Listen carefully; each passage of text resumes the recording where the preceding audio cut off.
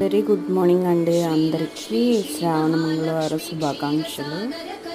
ఆ అమ్మవారి ఆశీస్సులు మీ అందరిపై ఉండాలని మనస్ఫూర్తిగా కోరుకుంటూ ఈ వీడియోని పోస్ట్ చేస్తున్నానండి. Please do like, share and subscribe to my channel Devi Ramesh.